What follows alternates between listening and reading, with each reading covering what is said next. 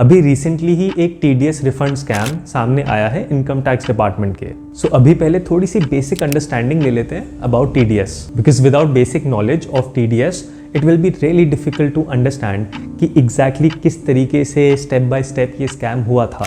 अब मान लो कि मुझे तुम्हें 1 लाख रुपए पे करने हैं एज कमीशन।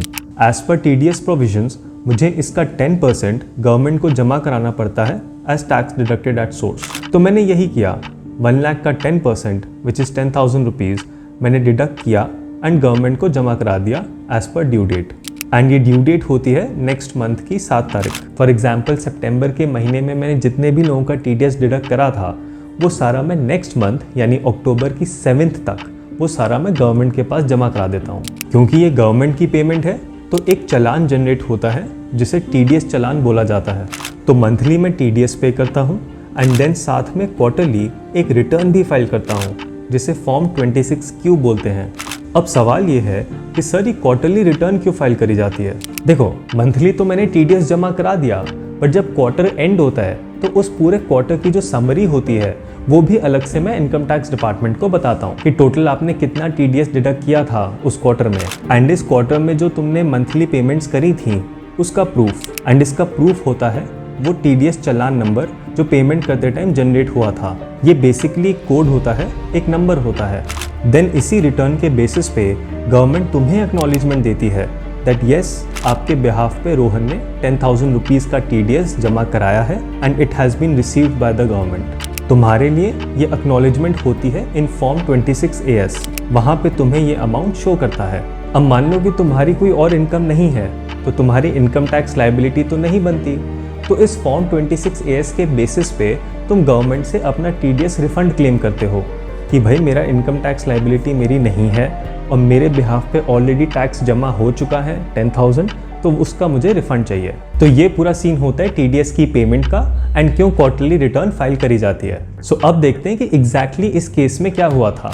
एक company IAMO solutions private limited ने फाइनेंशियल ईयर 2021 के फर्स्ट क्वार्टर में कमीशन पे करी 27 करोड़ टू 32 डिफरेंट पीपल। तो उस पर टोटल टीडीएस 10% के हिसाब से बना 2.7 करोड़। एंड क्वार्टर के एंड में जब रिटर्न फाइल करी वही फॉर्म 26Q, तो वहाँ पे सारी डिटेल्स शो करी इंक्लूडिंग चालान नंबर जिसके थ्रू ये सारी पेमेंट्स करी गई थी। एंड ईयर के एंड में इनमें से 7 लोगों ने रिफंड क्लेम किया टीडीएस का, क्योंकि उनकी इनकम टैक्स लायबिलिटी बन ही नहीं रही थी।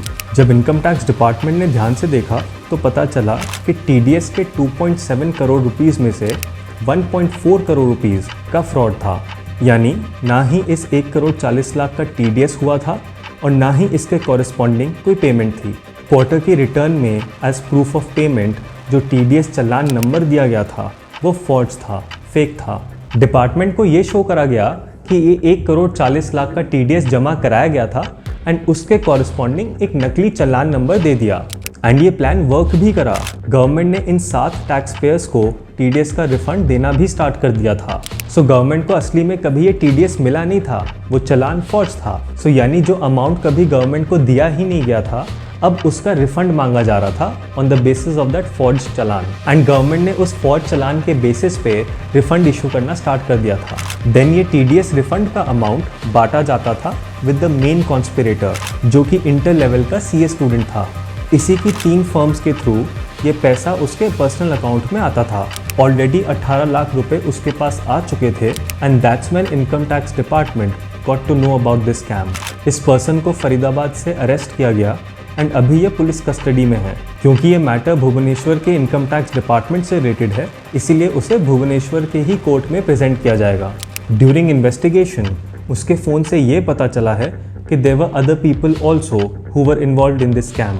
अब गवर्नमेंट उन बाकी लोगों को अरेस्ट करने में लग गई है। पता है इनकम टैक्स के फ्रॉड होना कोई नई बात नहीं है, चाहे वो कंपनी के लेवल पे हो या एक इंडिविजुअल लेवल पे हो। कुछ टाइम पहले वीवो कंपनी का फ्रॉड सामने आया था जहां पे 62,000 करोड़ रुपीस को इंडिया से चाइना भेजा गया था। So if you want to know कि वीवो ने एग्जैक्टली ये स्कैम कैसे किया था then you can watch this video.